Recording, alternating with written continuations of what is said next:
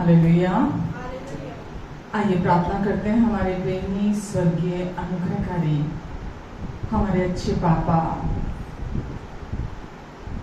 हमारे प्राणों के रखवाले, हमें जीवन देने वाले, हमारे अच्छे परमेश्वर, हमारी जिंदगियों को रूपांतरित करने वाले,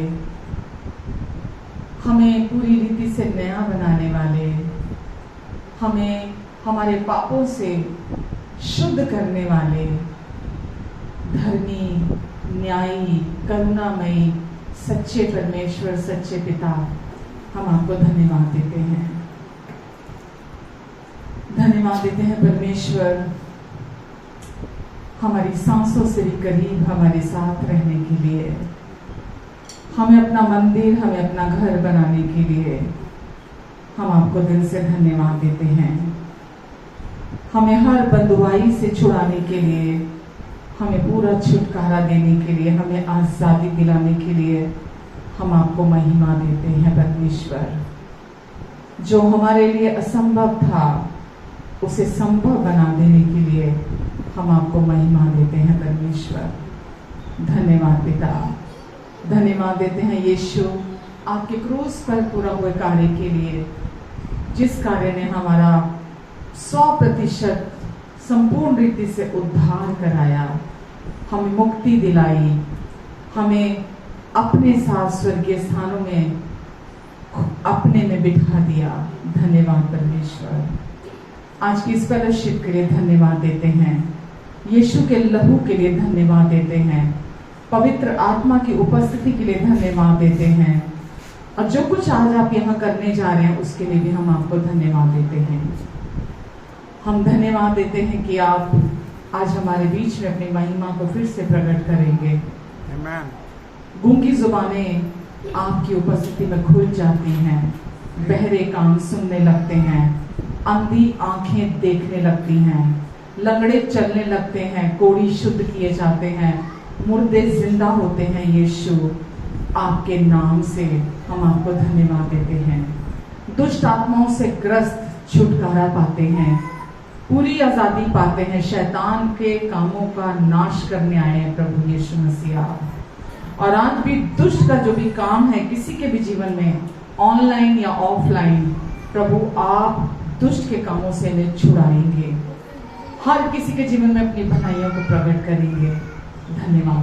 हम सब की मदद करेंगे, पूरी क्वायर टीम की आप मदद करेंगे प्रभु। जो भी हम यहाँ गाते और बजाते हैं, हम उससे सारी महिमा आपको देते हैं और शुक्र शुक्र शुक्र करते हैं कि आज हम आपकी समझ रखते हैं, आज हम आपको जानते हैं। ब्लेस ईच वन, जो भी यहाँ है परमेश्वर, हर एक को आप आशीष दीजिए, इनको और इनके अपनों को आप ब्लेस कीजिए यीशु मसीह के नाम से। धन्यवाद। Hallelujah, hallelujah.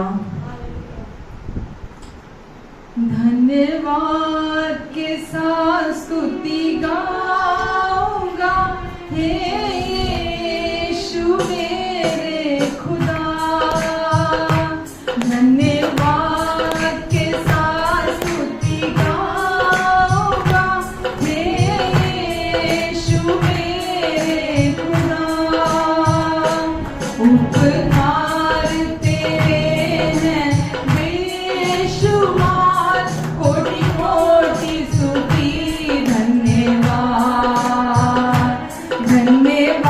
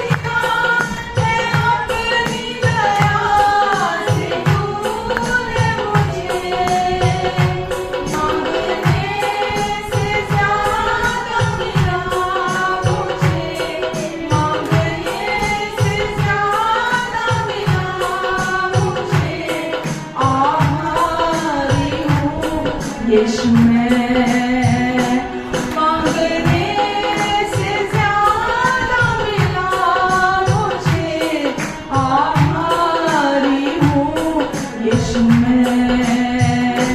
धन्यवाद के साथ स्तुति गाऊंगा, हे यीशु मेरे खुदा। उपकार तेरे हैं बेशुमार, कोटि कोटि तू है यीशु जिंदा खुदा, है तुझ पर ही भरोसा मेरा। तू है यीशु जिंदा खुदा, है तुझ पर ही भरोसा मेरा। प्रेम मुझसे इतना किया तूने, प्रेम मुझसे इतना किया तूने, आभारी हूँ यीशु मैं। प्रेम मुझसे इतना किया तूने, प्रेम मुझसे इतना किया तूने, आभारी हूँ यीशु मैं। धन्यवाद के साथ स्तुति गाऊंगा, हे यीशु मेरे खुदा। उपकार तेरे हैं बेशुमार, कोटि कोटि स्तुति धन्यवाद। धन्यवाद के साथ स्तुति गाऊंगा, हे यीशु मेरे खुदा। उपकार तेरे हैं बेशुमार, कोटि कोटि स्तुति। उपकार तेरे हैं बेशुमार, कोटि कोटि स्तुति धन्यवाद। उपकार तेरे हैं बेशुमार, कोटि कोटि स्तुति धन्यवाद। कोटि कोटि स्तुति धन्यवाद। कोटि कोटि स्तुति धन्यवाद। कोटि कोटि स्तुति धन्यवाद। कोटि कोटि स्तुति धन्यवाद। कोटि कोटि स्तुति धन्यवाद। आमेन। परमेश्वर चाहते हैं, क्या बुरा हुआ हम उस पर अपनी आंखें ना लगाएं। उससे भी कितना बुरा हो सकता था, परमेश्वर ने बचाया, हम उसके लिए धन्यवाद दें। आज आप खड़े हैं अपने पैरों पर, ये उसी की महिमा है। आज आप चल फिर सकते हैं, अपने हाथों से खा सकते हैं, अपने पैरों से चल के आप यहाँ तक आए हैं, आप सीढ़ी चढ़ सकते हैं। कोटि कोटि स्तुति धन्यवाद। आप खाना खाते हैं, आपको हजम हो जाता है, धन्यवाद देते हैं प्रभु को। हम हमारे बच्चों को संभाल के रखा हुआ है, हम धन्यवाद देते हैं प्रभु को।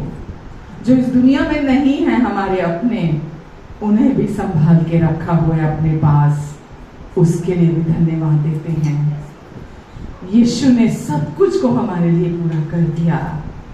सब कुछ को, जो बिगड़ा हुआ था, टूटा हुआ था, बिखरा हुआ था, सब कुछ को संभाल लिया।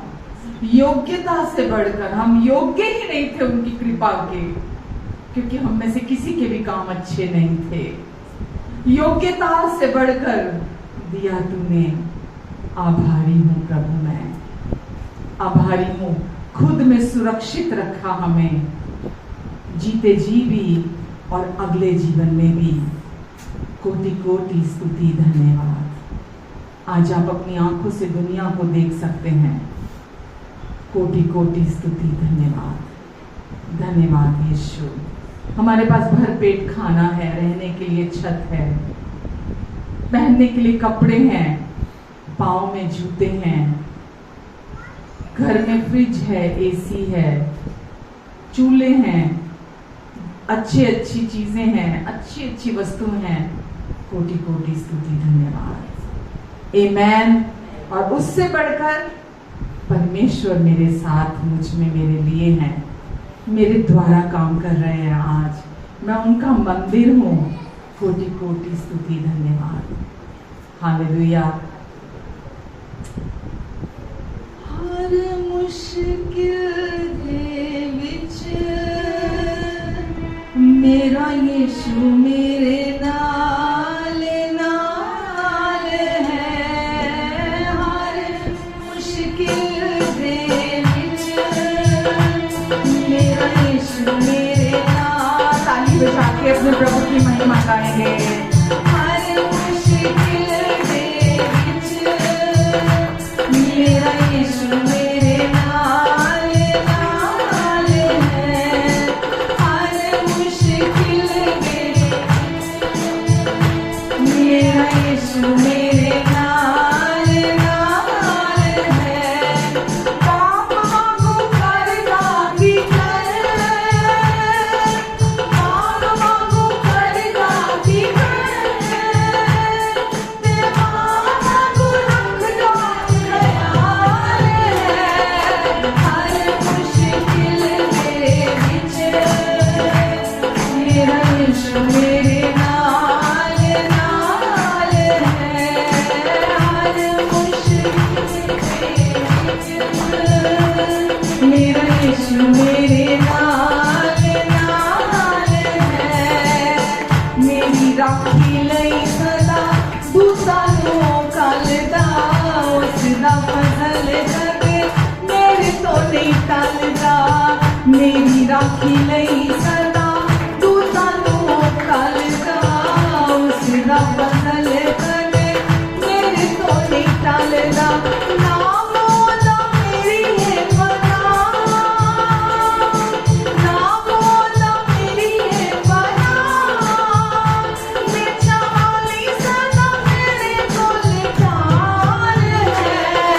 हर मुश्किल दे विच मेरा यीशु, वो हमारी सबसे अच्छी ताली के योग्य प्रभु है। हर मुश्किल दे विच मेरा यीशु मेरे नाल नाल है। रोवन जदों कदे मेरे हंझू साफ करदा, सीने नाल लांदा हथ सीने उत्ते करदा। रोवन जदों कदे मेरे हंझू साफ करदा, सीने नाल लांदा हथ सीने उत्ते करदा। जदों मैनूं कोई ना पुछे, जदों मैनूं कोई ना पुछे, खुद पुछदा कि मेरा हाल है। हर मुश्किल दे विच मेरा यीशु मेरे नाल नाल है। हर मुश्किल दे विच मेरा यीशु मेरे नाल नाल है। मेरी कमजोरियां च कुवत मेरी है, ओ दारुल पाक मेरी बाणेदा दलेरी है। मेरी कमजोरियां च कुवत मेरी है, ओ दारुल पाक मेरी बाणेदा दलेरी है। जंग मेरी आपे लड़दा, जंग मेरी आपे लड़दा, कीता होड़ नहीं हो देंदा मेरा पाल है। हर मुश्किल दे विच मेरा यीशु मेरे नाल नाल है। हर मुश्किल दे विच मेरा यीशु मेरे नाल नाल है। पाप मांगू करदा की कर, पाप मांगू करदा की कर, ते मांगू रखदा ख्याल है। हर मुश्किल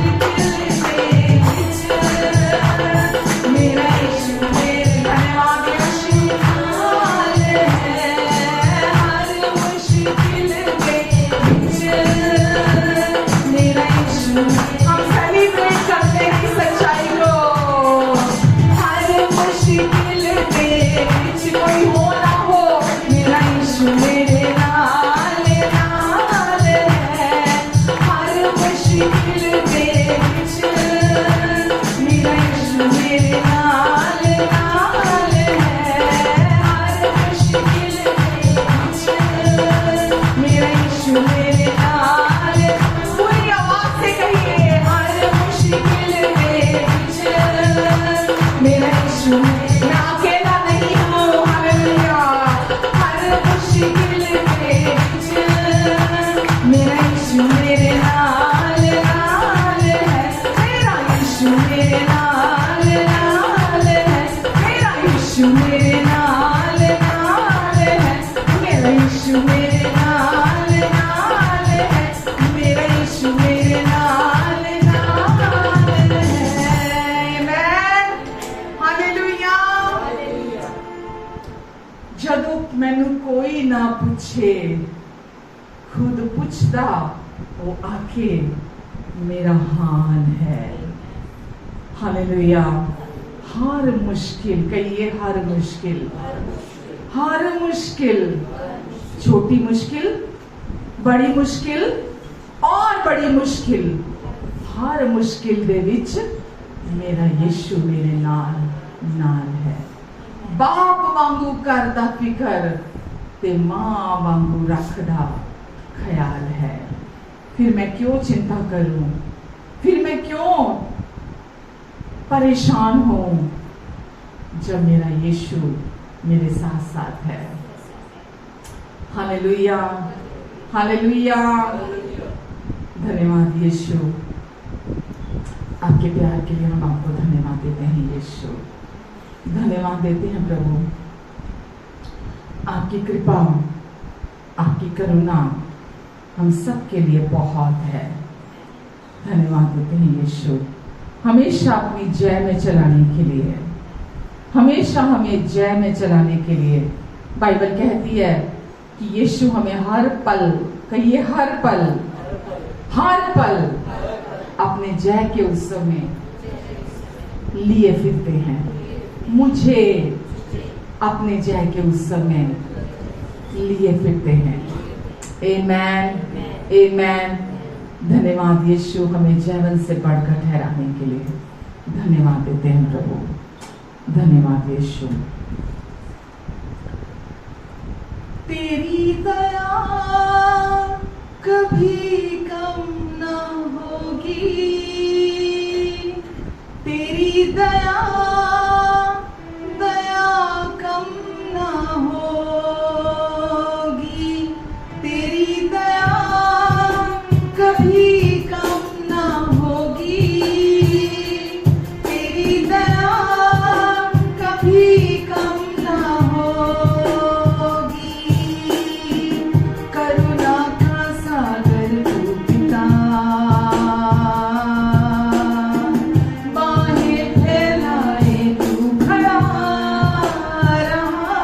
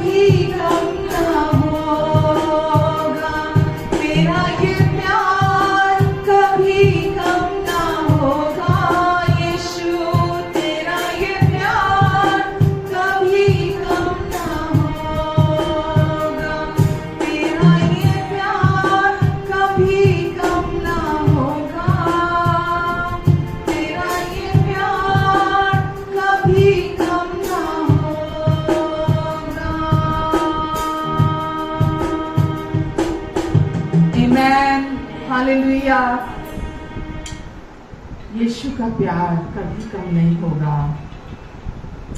यीशु ने कहा, अब कोई भी कभी भी कुछ भी तुम्हें मेरे प्यार से अलग नहीं कर सकता, और मेरा प्यार तुम्हारे लिए असीमित है, सागर से भी गहरा है। मेरा प्यार तुम्हें कभी कम नहीं पड़ेगा। तुम्हें कभी भी किसी ह्यूमन लव की, इंसानी प्यार की जरूरत नहीं पड़ेगी। यीशु आपके प्यार ने हमें संतुष्ट कर दिया, सेटिस्फाई कर दिया। हम फुल्ली कंटेंटेड है, हम पूरी तरह से भरे हुए हैं आपके प्यार से। वो प्यार जो कभी नहीं बदलता। धन्यवाद देते हैं यीशु, आपके प्यार ने हमें हमेशा के लिए आप में इस्टेब्लिश कर दिया है।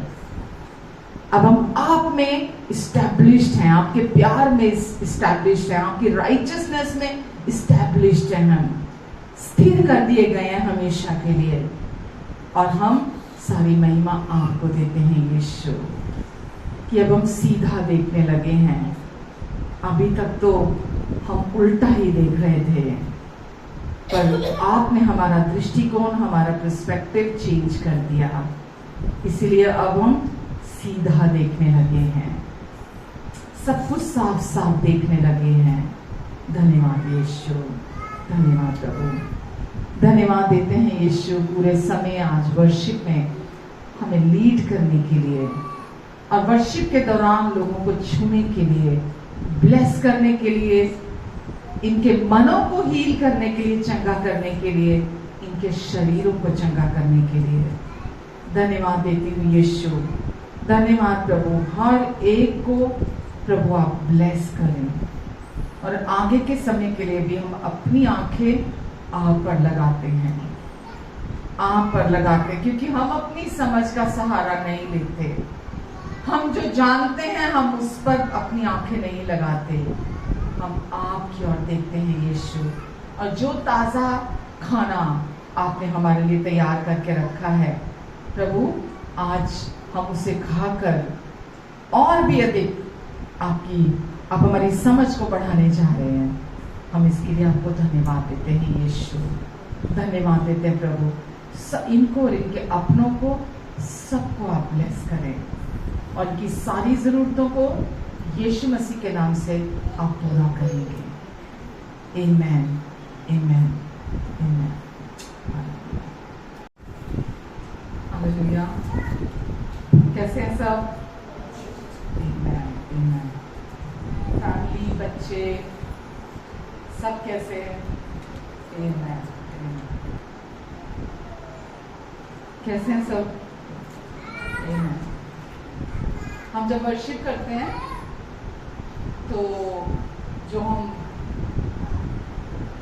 स्तुति आराधना कर रहे होते हैं, उन शब्दों को आप समझते हैं। अगर आप वर्शिप के दौरान उन शब्दों को समझ जाएंगे ना, आधे से ज्यादा काम तो तभी हो जाएगा। अगर हमने पहला गीत गाया धन्यवाद का, योग्यता से बढ़कर, हमें लगता हमारा फोकस, हम सोचते हैं बहुत कुछ खराब हो गया मेरी लाइफ में, बहुत समय खराब हो गया, बहुत कुछ खराब हो गया, ये खराब हो गया, वो खराब हो गया, ये बिगड़ गया, वो बिगड़ गया। परमेश्वर बोलते नहीं, हर समय धन्यवाद दिया करो, क्योंकि कुछ नहीं बिगड़ा, कुछ नहीं खराब हुआ। एक जगह वचन में लिखा है ना, जो समय जो चीजें टिड्डियों ने खा ली, खराब कर दी, मैं उसकी भरपाई करूंगा। जो भी नुकसान आपको दिखता है ना हो गया, परमेश्वर बोलते तुम धन्यवाद में बने रहो, मैं उसकी भरपाई करूंगा। तो इसीलिए हर समय हम जब हम वर्शिप करते हैं, हम जब भी करते हैं, जब वचन में हम जब वर्शिप कर रहे हैं कि धन्यवाद के साथ स्तुति गाऊंगा ही यीशु मेरे खुदा, योग्यता से बढ़कर दिया, आभारी हूँ तुमने, मांगने से ज्यादा दिया, आभारी हूँ। हमें लगता है मेरी जिंदगी में तो नहीं है, कहाँ है योग्यता से ज्यादा, मांगने से ज्यादा कहाँ है? आपको पता नहीं है कि अगर आप आज सच में बैठो ना अकेले में और थोड़ा मनन करो, मेडिटेट करो और काउंट करने लगो ना अपनी ब्लेसिंग्स को, याद कर करके होली स्पिरिट को बोलो मुझे याद कराओ, पवित्र आत्मा मुझे याद दिलाओ कि मुझे कितना ब्लेस किया है आपने। आप सुबह से लेके शाम हो जाएगी, आप काउंट नहीं कर पाएंगे। हमें आदत नहीं है अपनी ब्लेसिंग्स को फोकस करने की, अपनी आशीषों की तरफ देखने की। हमारे पास क्या है उसको फोकस करने की हमें आदत नहीं है। और परमेश्वर क्या चाहते हैं, हम आदत बनाएं हमारे पास जो है उस पर फोकस बनाने की, उसकी ओर देखने की, सो दैट हमें ये रियलाइजेशन होगा, ये एहसास होगा कि हम सच में कितने धन्य हैं, हम कितने ब्लेस्ड हैं। आप सोचेंगे मेरा तो फलाना नुकसान हो गया, मेरा वो नुकसान हो गया, मेरे बच्चों के साथ ऐसा हो गया, मेरे तो हस्बैंड के साथ ऐसा हो गया, मेरी वाइफ के साथ ऐसा हो गया, मेरे बिजनेस में ऐसा हो गया। अभी वो कुछ भी नहीं हुआ, जो कुछ टिड्डियों ने खा लिया, परमेश्वर कहते हैं तुम्हारा कुछ नुकसान नहीं है। कुछ नुकसान ऐसा है ही नहीं जो आपको लगे ये लॉस की भरपाई तो कभी नहीं हो सकती, इस नुकसान की भरपाई तो कभी नहीं, कोई नहीं कर सकता। परमेश्वर से सब कुछ हो सकता है। जब हम अपनी आंखें नुकसान की तरफ नहीं, जो है हमारे पास, हम उसके लिए परमेश्वर को धन्यवादी होते हैं। आप सोच के परेशान होकर सारा ध्यान उस तरफ ले जाकर भरपाई नहीं कर सकते, 1% भी नहीं कर सकते। पर परमेश्वर कहते जो कुछ टिड्डियों ने खा लिया, जो कुछ भी तेरा नुकसान हुआ, मैं उसकी भरपाई करूंगा। तू अपनी आंखें मुझ पर लगा कर, जो मैंने तेरे लिए किया है उसको देख, उसको देख, उसको जान, उसकी समझ रख। आमेन। हमने गीत दूसरा गाया, हर मुश्किल दे विच, हर मुश्किल में मेरा यीशु मेरे साथ साथ, नाल नाल क्या होता है, मेरे साथ साथ है। बाप की तरह करता फिक्र और माँ की तरह रखता ख्याल है। आमेन। ये केवल हमारे एंजॉयमेंट के लिए गाना नहीं, जैसे फिल्मी गाने होते हैं ना, हमारे एंजॉयमेंट के लिए कुछ भी वर्डिंग लिख दी जाती है ना, हमारे इमोशंस को ट्रिगर करने के लिए, है ना, किसी भी तरह के उदासी के, खुश करने के, कुछ भी हमारे इमोशंस को कभी ऊपर कभी नीचे, वो बोल लिखे जाते हैं। हम जो चर्च में वर्शिप करते हैं ना, वो हमारे इमोशंस के साथ डील करने के लिए नहीं है, ठीक है। वर्शिप का टाइम आपके इमोशंस, आप ये नहीं कि आप वर्शिप का सॉन्ग सुना और रोने लग गए। ये कॉन्फिडेंस, ये उत्साह होना चाहिए, हर मुश्किल दे विच मेरा ये कोई है या नहीं है मुझे नहीं पता, हर मुश्किल में मेरा यीशु मेरे साथ है और इस सच्चाई को कोई नहीं बदल सकता। वचन में लिखा है, ये गीत ऐसे ही नहीं लिखे गए, वचन पर आधारित है। जब कहा वचन में कि तुझे कोई मेरे प्यार से अलग नहीं कर सकता, हो सकता है पैदा करने वाली मां छोड़ दे, पर मैं तुझे कभी नहीं छोड़ूंगा, कभी नहीं त्यागूंगा, मैं तुझे अपनी आंख की पुतली के समान प्रेम करूंगा। लिखा है ना।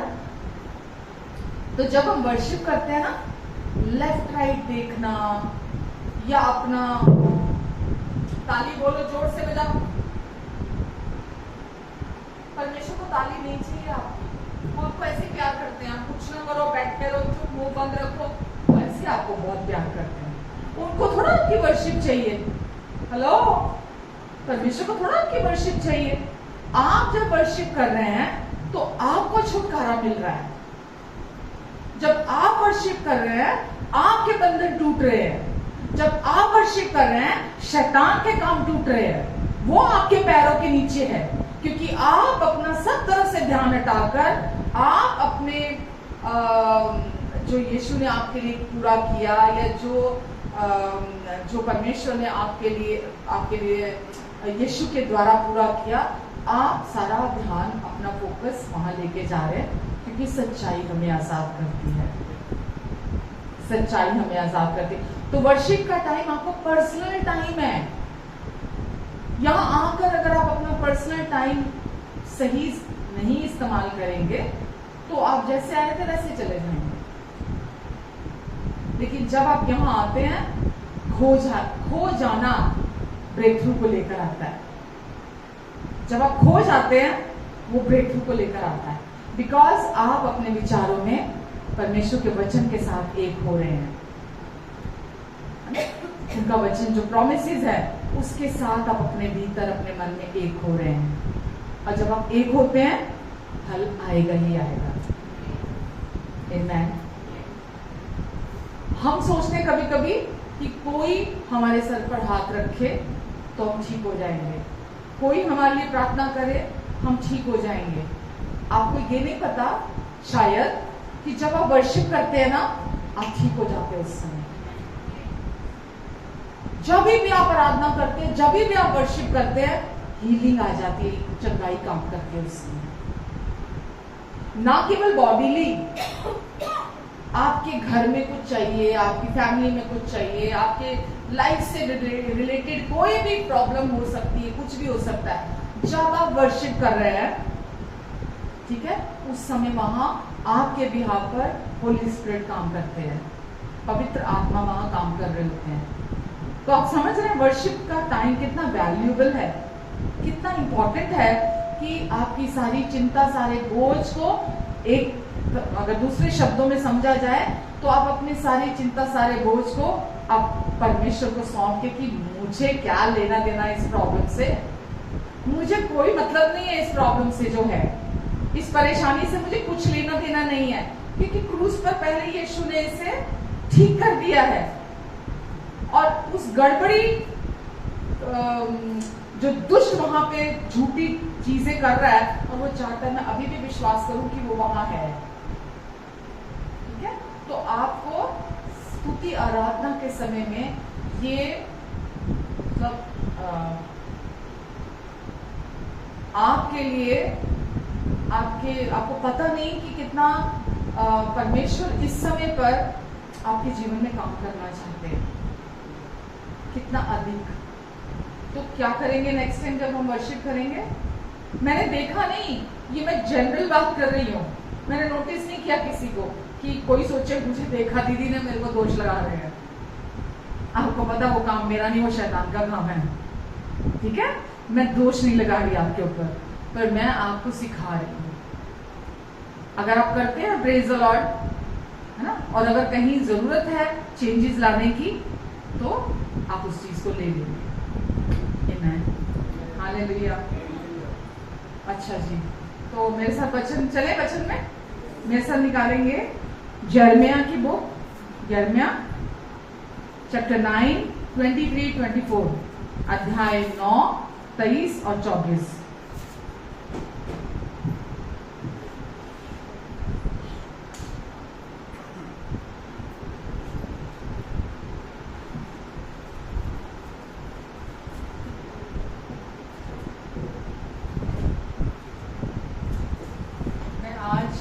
जीवन के लिए अगर सोचूं, पीछे मुड़कर देखती हूँ तो मैं कितना अधिक धन्यवादी हूँ परमेश्वर। शब्द छोटे पड़ जाते हैं, थोड़े हो जाते हैं अगर हम पीछे मुड़कर देखते हैं परमेश्वर को, जो उन्होंने हमारी लाइफ में किया है, हमारी क्या मेरी लाइफ में, पहले मैं आपकी बात करूँगी, जो उन्होंने मेरे जीवन में किया।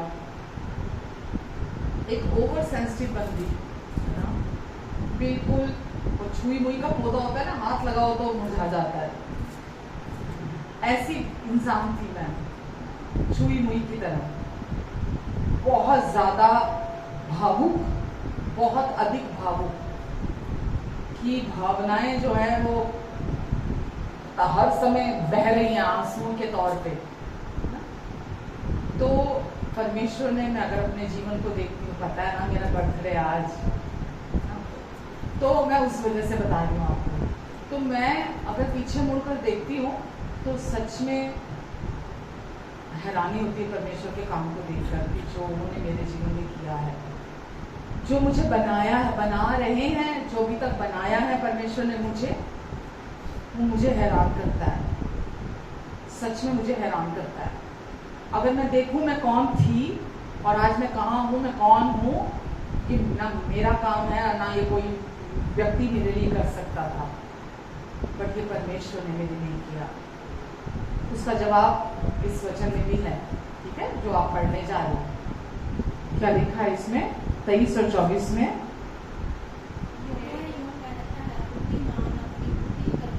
बुद्धिमान अपनी बुद्धि पर घमंड ना करे,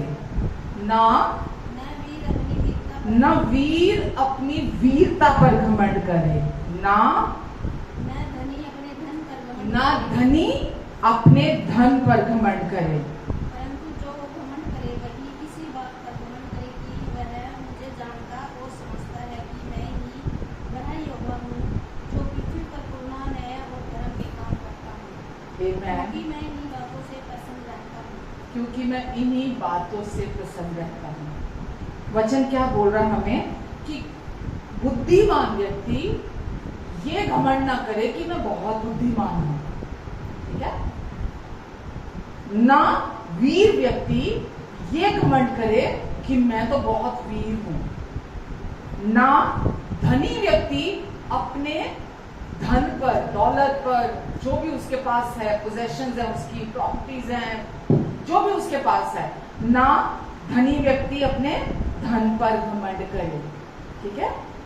परंतु जो घमंड करे वो इस बात पर घमंड करे जो मैं भी करती हूँ आज, वो मैं भी करती हूँ आज, एक घमंड मैं भी करती हूँ, जो सच्चाई है।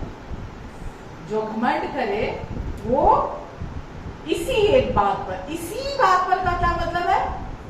केवल इस बात पर, इसी बात पर का क्या मतलब है? लिखा है इसी बात पर, यानी कि केवल एक बात पर घमंड करे कि वह मुझे जानता है, वह मुझे जानता है। इस बात पर मैं आज ये घमंड करती हूं कि मैं परमेश्वर को जानती हूं।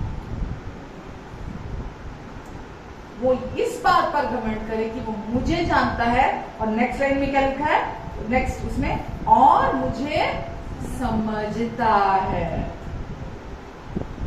वो मुझे जानता है और वो मुझे समझता है कि मैं ही परमेश्वर, प्रभु, सृष्टिकर्ता, रचयिता, मैं ही हूं, प्रभु परमेश्वर, राइट। मैं ही हूं जो पृथ्वी पर क्या करता हूं? करुणा, पृथ्वी पर करुणा, न्याय, जस्टिस और धार्मिकता के काम करता हूं। मैं ही हूं, क्या करता हूं मैं दुनिया में? परमेश्वर क्या बोल रहे हैं?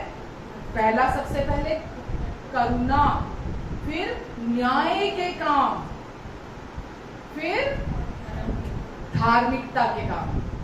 इंग्लिश बाइबल में अगर आप पढ़ोगे तो राइचियसनेस लिखा है। राइचियसनेस मतलब धार्मिकता। तो मैं ही हूं जो करुणा, न्याय और धार्मिकता के काम करता हूं। क्यों? क्योंकि मैं इन्हीं बातों से प्रसन्न होता हूं। कौन सी 3 बातें? करुणा, न्याय और धार्मिकता। फिर से बोलो, करुणा, न्याय और धार्मिकता। ये कौन कह रहा है? परमेश्वर। और क्या बोल रहे हैं कि मैं इन्हीं बातों से प्रसन्न होता हूं कि कोई व्यक्ति मेरी करुणा को जान गया है, मेरे न्याय को जान गया है, मेरी धार्मिकता को जान गया है। मेरी करुणा, मेरे न्याय और मेरी धार्मिकता को जान गया। तो जो व्यक्ति, वो हमें कैसे पता चला परमेश्वर की करुणा, परमेश्वर का न्याय, उनका जस्टिस और राइचियसनेस हमें कैसे पता चली?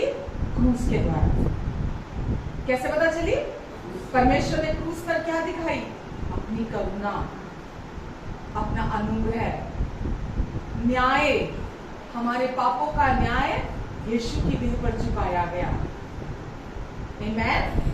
धार्मिकता, यीशु जो हमारे लिए धर्मी होते हुए पाप बने ताकि यीशु में होकर हम परमेश्वर की धार्मिकता बन जाएं। तो परमेश्वर बोलते हैं कि कोई व्यक्ति अगर आपको वचन, अगर आप बाइबल का अगर आप ज्ञान रखते हैं, बाइबल की समझ रखते, बाइबल को मतलब हेड नॉलेज की तरह अगर आप जानते हैं, तो परमेश्वर बोलते घमंड मत करना। अगर तुम इन 3 चीजों के बारे में नहीं जानते, करुणा को नहीं जानते, जस्टिस को, न्याय को नहीं जानते और धार्मिकता को नहीं जानते, तो तुम कुछ नहीं जानते। तुमको अभी तक कुछ नहीं पता। तुम ये सोचते हो तुम्हें बहुत ज्ञान मिल गया, तुम ये सोचते हो तुम बहुत ज्ञानी हो गए हो, लेकिन तुम्हें अभी कुछ नहीं पता। अभी हमने पढ़ा क्योंकि परमेश्वर इन्हीं बातों से खुश होते हैं, इन्हीं बातों से प्रसन्न होते हैं। ये परमेश्वर के दिल की बात है। अगर हम हर समय लोगों का न्याय करते रहते हैं, उनको जज करते रहते हैं हर समय, अगर हम अभी तक लोगों को प्रचार कर रहे हैं, उन पर दोष लगा रहे हैं पापी होने का, उनके पाप के लिए, राइट, तो अभी तक हम जानते ही नहीं है परमेश्वर को। कौन जानता है परमेश्वर को? कौन समझ रखता है परमेश्वर की? जो परमेश्वर की करुणा को जानता है, परमेश्वर के न्याय को जानता है, परमेश्वर की धार्मिकता को जानता है। क्योंकि जो व्यक्ति इन बातों की समझ रखता है, जानता है, परमेश्वर उस व्यक्ति से हमेशा प्रसन्न रहते हैं। समझ रहे हैं? इससे ज्यादा आपको कुछ जानने की जरूरत नहीं है। ये आधार है, फाउंडेशन है, बहुत पावरफुल है, बहुत वैल्यूएबल है ये सच्चाइयां, और इसीलिए परमेश्वर चाहता है हम इसको समझे अपने जीवन में। तो आपको ये पता होना चाहिए कि ये सब कुछ परमेश्वर ने अपनी करुणा, अपना न्याय, अपनी धार्मिकता क्यों दिखाई? क्रूस के द्वारा, क्योंकि वो आपसे बहुत प्यार करते हैं, आप उनकी बहुत प्रिय संतान हैं, और उन्होंने यीशु के द्वारा इस कार्य को, न्याय के काम को, जो आपके पापों का न्याय होना था अभी होगा। अभी जो गलतियां कर रहे हो, गुनाह कर रहे हो, पाप कर रहे हो, तो अभी क्या होगा जब यीशु आएंगे?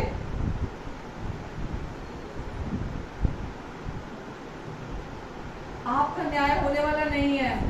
आपकी गलतियों का, आपके फेलियर्स का, आपके पापों का न्याय होने वाला नहीं है, क्योंकि आपका न्याय आपके पीछे है, आपके आगे नहीं है। आपका न्याय पीछे है, क्रूस पर। आज से 2000 साल पहले था, तो आपके पीछे है ना उस समय जहां यीशु ने काम पूरा किया। तो आपके पापों का न्याय होने वाला नहीं है। आपकी गलतियां, आपके फेलियर, आपके पाप, सब के सब यीशु की देह पर उनका न्याय हो चुका है। यीशु ने आपको सही ठहरा दिया है। क्यों? क्योंकि आपके स्थान पर जेपटी का लॉ पढ़ना जाके गूगल पर, एक ही पाप की सजा 2 बार नहीं मिल सकती। ठीक है, जेपटी का लॉ है। एक ही गलती की कोर्ट में अगर आप जाओ तो एक ही गुनाह की सजा आपको 2 बार नहीं मिलेगी, एक ही बार मिलेगी। तो आपके गुनाहों की सजा यीशु की देह पर एक ही बार चुका दी गई है। आपको दोबारा आपको उसका न्याय चुकाना या परमेश्वर को जाके लेखा नहीं देना आपको। आमेन।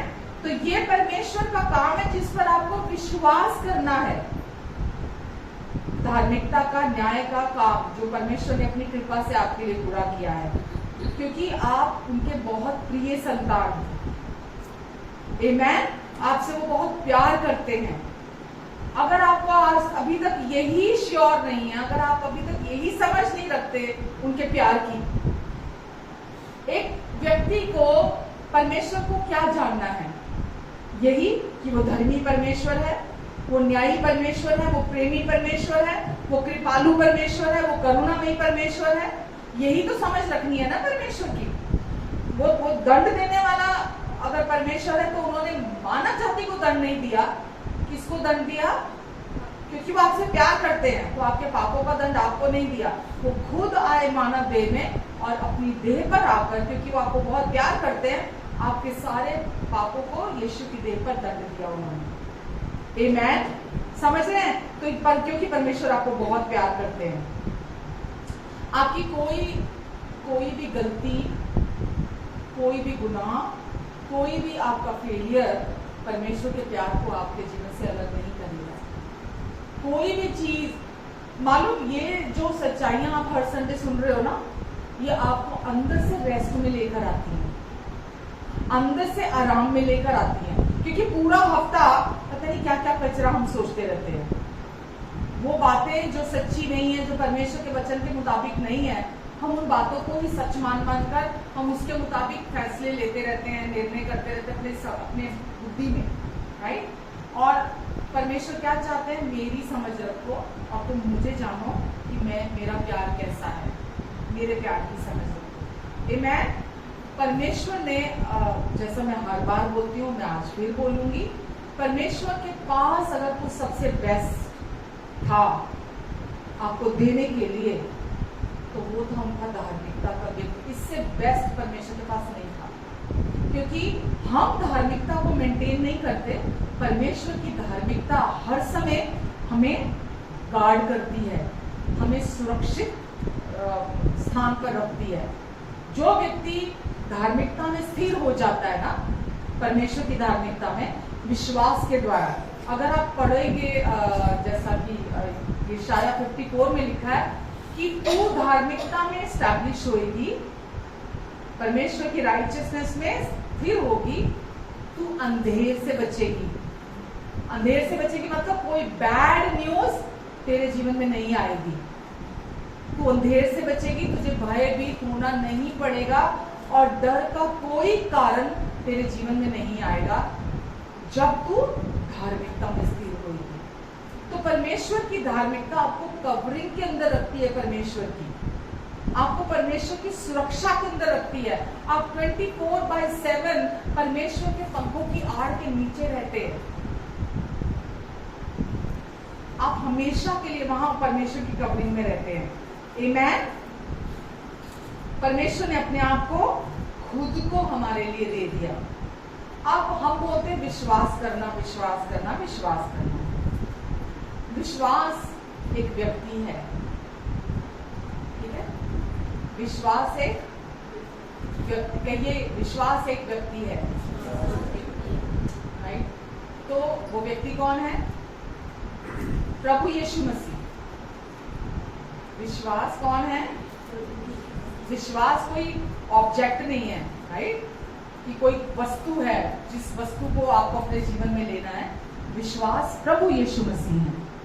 अच्छा, धार्मिकता कौन है? प्रभु यीशु मसीह है।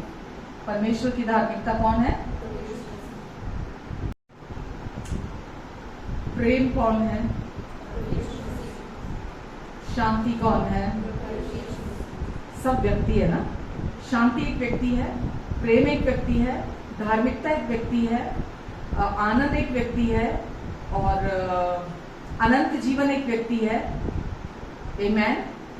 पवित्रता एक व्यक्ति है, धार्मिकता एक व्यक्ति है, सिद्धता, सिद्ध कौन है? केवल एक, केवल एक, और वो यीशु। पवित्र, पवित्र, अति पवित्र कौन है? केवल एक, ठीक है। और न्याय, जस्टिस एक ही है। कृपा,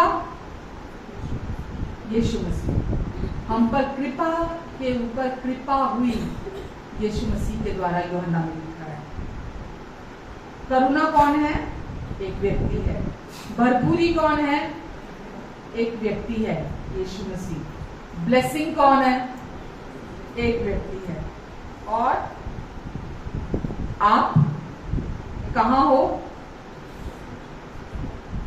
उसमें हो आप कहाँ हो? यीशु में हो आप। यीशु सब कुछ है और आप यीशु में हैं। तो जो यीशु है वो आप भी हैं। क्यों लिखा है? पहला यूहन्ना 4 में लिखा है, जैसा वो है इस समय वैसे ही संसार में हम भी हैं। तो जो कुछ यीशु है वो आप और मैं। चंगाई कौन है? वो तो रह गई है। चंगाई कौन है? यीशु मसीह है। और आप कहाँ हैं? उस चंगाई के अंदर हैं। आमीन। सफलता कौन है? यीशु को जानना, यीशु की समझ रखना ही सफलता है। आप कहाँ हैं तो आप सफल हैं, आप शांति हैं, आप आनंद हैं, आप अनंत जीवन हैं, आप धार्मिकता हैं, आप पवित्रता हैं, आप परमेश्वर का न्याय हैं, आप प्रेम हैं, तो आप तो सब कुछ है, ऑलरेडी है सब कुछ। आप कुछ भी बाकी नहीं है। यही समझ रखना और यही सच्चाई को जानना परमेश्वर को खुश करना है। आमेन। अब ये जीवन कहाँ है, ये सब कुछ अभी कहाँ है? यीशु कहाँ है? हम कहाँ हैं? यीशु के अंदर, राइट। तो यीशु ने यूहन्ना 7 में क्या बोला? जो कोई मुझ पर विश्वास करेगा, जीवन के जल की नदियां उसके अंदर से बह निकलेंगी। जो कोई मुझ पर संडे चर्च आएगा, वचन पढ़ेगा, बहुत सारा आदि बाइबल रोज की पढ़ लेगा, बहुत सारी घंटों प्रार्थना करेगा, हाँ, टाइम देगा या बहुत सारी सेवा करेगा। लिखा है यहाँ पे कुछ भी? क्या लिखा है? और कौन? क्या? क्या? जो कोई क्या करेगा? मुझ पर विश्वास करेगा। बस, जो कोई मुझ पर विश्वास करेगा। क्या विश्वास करेगा? परमेश्वर करुणा में परमेश्वर है, वो धर्मी परमेश्वर है, वो न्यायी परमेश्वर है, और उन्होंने यीशु के द्वारा क्रूस पर पहले ही सब कुछ मेरे लिए पूरा कर दिया है, मेरे लिए कुछ बाकी नहीं छोड़ा है। उसके अंदर से क्या होगा? जीवन के जल की नदियां बह निकलेंगी। वो कौन सी नदियां हैं? प्रेम की नदियां बह निकलेंगी, शांति की नदियां बह निकलेंगी, आनंद की नदियां, समझ रहे हैं आप मैं क्या कह रही हूं? पवित्रता की नदियां बह निकलेंगी, धार्मिकता की नदियां अंदर से बह निकलेंगी, परमेश्वर का स्वभाव उसके अंदर से बह निकलेगा, परमेश्वर का चरित्र उस व्यक्ति के जीवन से दिखाई देगा, चंगाई की नदियां उसके अंदर से बह निकलेंगी, भरपूरी की नदियां उसके अंदर से बह निकलेंगी। जो कोई भी मुझ पर विश्वास करेगा। क्या करेगा? आपको हर दिन क्या करना है? यीशु क्या बोल रहे हैं? और कुछ करना है? विश्वास कैसे आता है? और सुनना? तो क्या कैसे आएगा विश्वास? क्यों चाहिए विश्वास? क्योंकि जो ऑलरेडी अंदर भरा हुआ है, पूरा हो चुका है, कुछ नहीं करना, कोई एफर्ट नहीं करना उसके लिए, कोई कोशिश नहीं करनी, कुछ नहीं कमाना, कोई अपने आधार पर आप उसे प्राप्त नहीं कर सकते, वो लाइफ आपके अंदर है। वो रेजरेक्शन की लाइफ, वो पुनरुत्थान का जीवन, वो पवित्र आत्मा का जीवन आपके अंदर है। बहुत लोग सोचते हैं अनुग्रह अनुग्रह अनुग्रह अनुग्रह का वचन खाली सुन लो, उसके बाद मंटाधार जो समझ में आता है बस अब वो जीवन जिएंगे। अनुग्रह का जीवन क्या है? जीवन मालूम है? अनुग्रह जो अभी आप सुन रहे हो, जो यीशु ने पूरा किया, वो है। और अनुग्रह के जीवन पर विश्वास करने से आपके अंदर से वो अनुग्रह का जीवन बहता है। अगर हमारे जीवन में हम अनुग्रह को ना तो सुनते हैं ना विश्वास करते हैं, तो वो जीवन के जल की नदियां हमारे अंदर से कैसे बहेंगी? वो नहीं बह सकती हमारे अंदर से। तो कोई भी, अगर यीशु हमारे अंदर जिंदा है, अगर यीशु ने अपना जीवन हमारे अंदर डाला है, तो वो हमारे जीवन में फल के रूप में एज अ फ्रूट वो दिखाई देता है। हमारे जीवन को लोग देखकर पहचान जाएंगे कि हमारे अंदर वो जीवन आ चुका है। वो रेजरेक्शन की लाइफ, वो पवित्र आत्मा का जीवन आपके और मेरे अंदर है। लोग चर्च नहीं आते, लोग बाइबल नहीं पढ़ते, राइट? हम चाहते हैं जहां भी हम परमेश्वर का मंदिर है, हम लोगों के बीच में परमेश्वर के मंदिर को लेकर जाते हैं, जब खुद को लेकर जाते हैं। और जब वो मंदिर वहां जाता है लोगों के बीच में, चाहे वो पब्लिक प्लेस कोई भी हो, आप किसी मार्केट में हैं, आप किसी अपने पड़ोस में हैं, आप किसी मॉल में हैं, थिएटर में हैं, परमेश्वर का मंदिर वहां गया है, ठीक है। और वो जीवन कहाँ है? अंदर है। जीवन के जल की नदियां वो आपके अंदर से बहती हैं। उस मोमेंट पे जो भी चाहिए पहले आपको पता होना चाहिए वो आपके पास है, वो आपके अंदर है। अगर आपको पता ही नहीं शांति आपके अंदर है, आपको पता ही नहीं प्रेम आपके अंदर है, आपको मालूम ही नहीं है इटर्नल लाइफ अनंत जीवन आपके अंदर है, आपको पता ही नहीं आपको परमेश्वर ने ये सब कुछ 100% है आपके अंदर। कितना है? 100%। इससे ज्यादा होता है क्या? 100 में से 100, यही राइट फिगर होती है ना। 100 में से 101 तो नहीं होता ना, 100 में से 150 तो नहीं होता, 100 में से 200 तो नहीं होता, 100 में से 100% ही तो होता है ना। तो 100 में से 100% आपके अंदर वो जीवन है। और आप जहां भी जाते हैं, अगर आपको पता है कि अब आप कौन बना दिए गए हैं, अब आप कौन हैं, यानी कि अब आप समझ रखते हैं, ये नहीं अपने समझ से कैलकुलेट नहीं करते चीजों को, जैसा अभी हमने पढ़ा यिर्मयाह में कि अपनी समझ का नहीं, अपनी बुद्धि पर घमंड मत करना, अपनी वीरता पर घमंड मत करना। जो घमंड करे, जहां भी आप जाएंगे आपको पता है कि आप परमेश्वर को जानते हैं और आप उनकी समझ रखते हैं। आपको पता है परमेश्वर की सामने वाले के जीवन के लिए क्या इच्छा है, क्योंकि आप परमेश्वर को जानते हैं, क्योंकि आप परमेश्वर की समझ रखते हैं। तो आप जहां भी जाएंगे आपको पता है सामने वाले को परमेश्वर कितना प्यार करते हैं। जिस किसी से भी आप दुनिया में जिसके भी कांटेक्ट में आते हैं, चाहे आई कांटेक्ट में आए, चाहे फिजिकल कांटेक्ट में, कैसे भी मिलते हैं आप किसी को, एक भी व्यक्ति से आज तक ना तो आप मिले हैं और ना कभी आप मिलेंगे किसी भी एक व्यक्ति से जिसको परमेश्वर प्यार नहीं करते। एक भी व्यक्ति से आज तक आप नहीं मिले।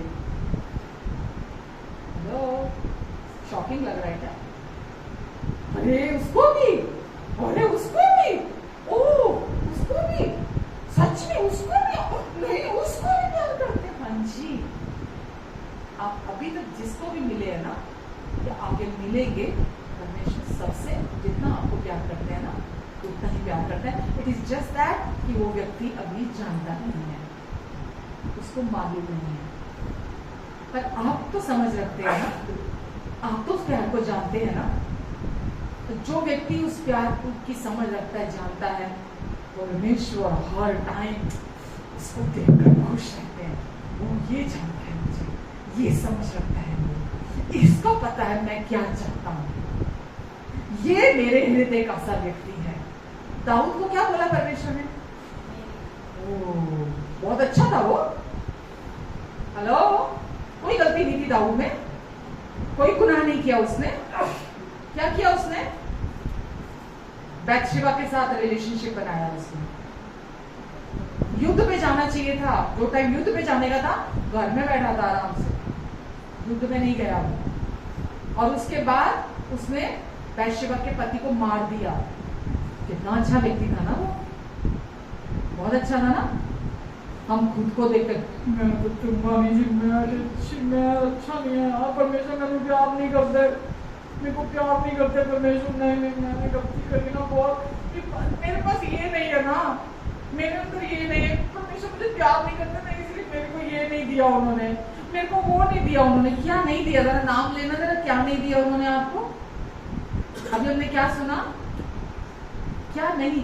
आपको पवित्र आत्मा नहीं दिया?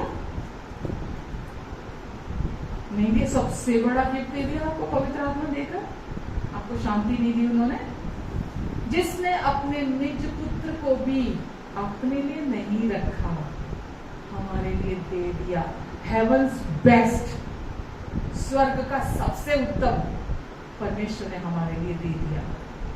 और उसके साथ साथ बाकी सब कुछ भी उन्होंने हमें दे दिया।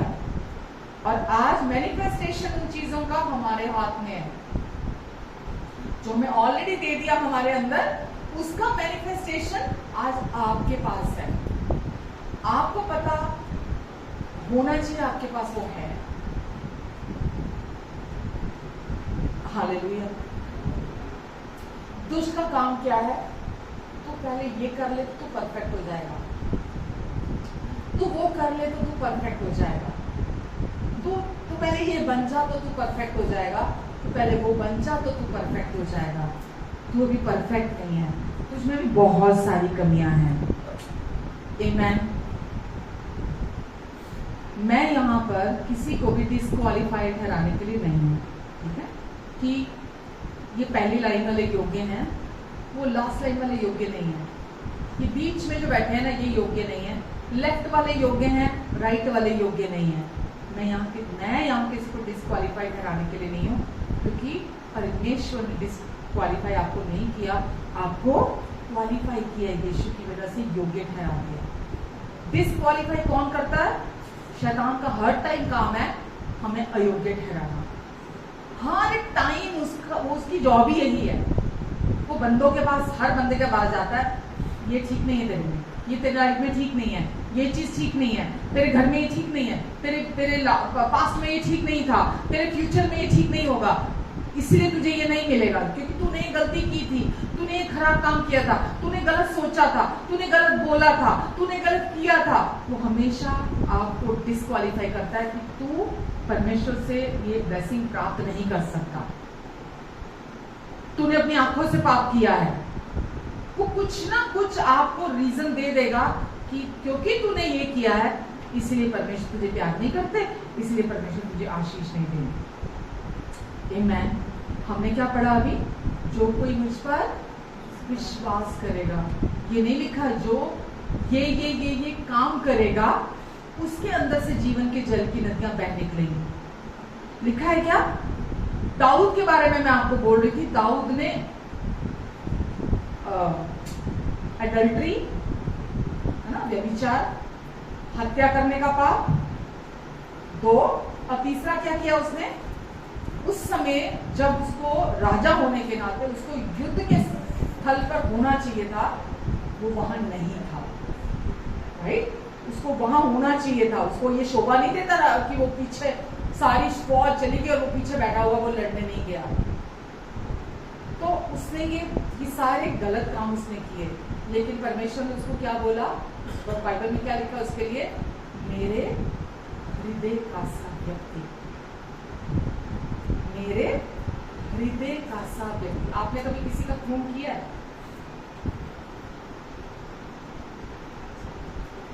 तो आप क्वालिफाई हो के नहीं हो, योग्य हो के नहीं हो परमेश्वर के प्यार के। हालेलुया। तो परमेश्वर आपको प्यार करते हैं, आपको अपने और अपनी गलतियों की तरफ, अपने फेलियर्स की तरफ आपको नहीं देखता,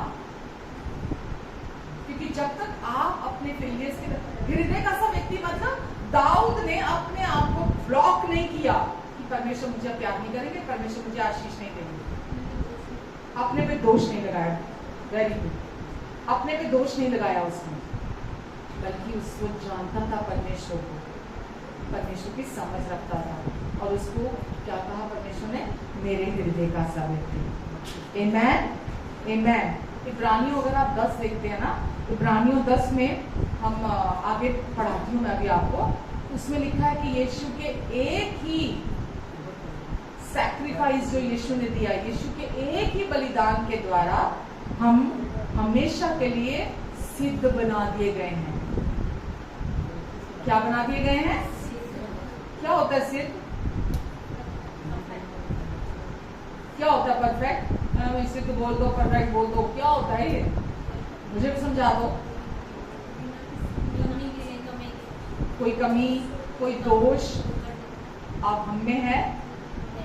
यीशु ने अपने क्रूस के द्वारा हमें हमेशा के लिए, एक ही बलिदान के द्वारा हमेशा के लिए सिद्ध बना दिया, परफेक्ट बना दिया। अब जैसे यीशु जब इस दुनिया में आए थे, हेलो, तो क्या उनकी सिद्धता प्रोग्रेसिव थी?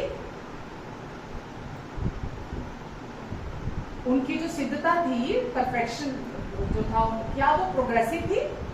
यीशु की पवित्रता क्या प्रोग्रेसिव थी कि वो धीरे धीरे पवित्र हो रहे थे? यीशु धीरे धीरे सिद्ध हो रहे थे? यीशु धीरे धीरे धर्मी बन रहे थे? प्रोग्रेसिव थी क्या? बिल्कुल नहीं थी। जैसे यीशु की पवित्रता, यीशु की धार्मिकता, यीशु की सिद्धता प्रोग्रेसिव नहीं थी, ऐसे ही आपकी और मेरी भी है।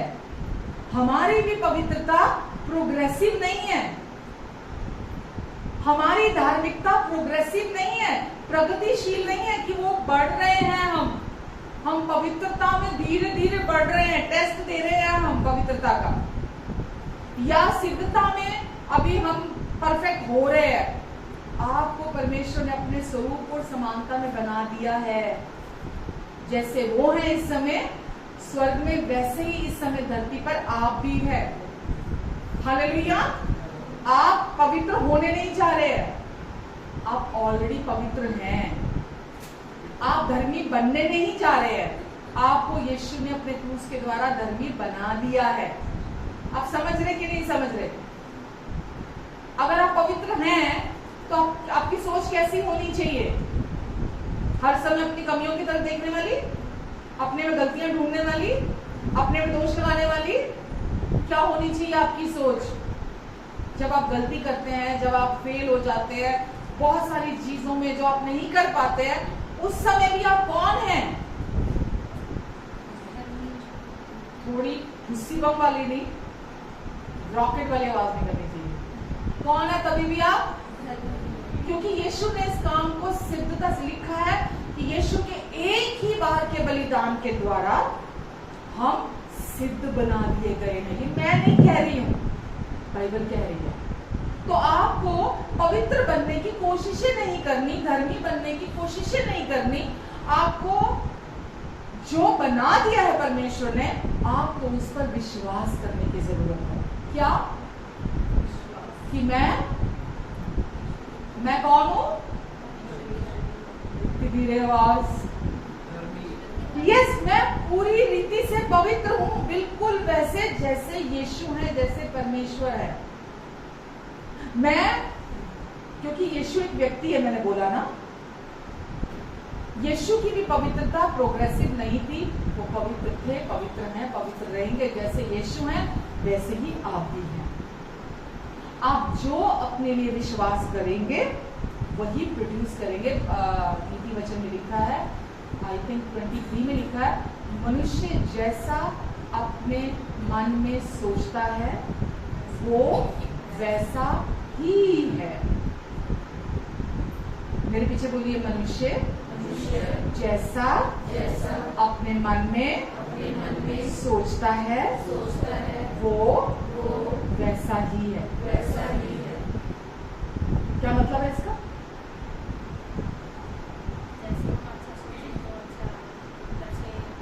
अच्छा नहीं, अच्छा नहीं।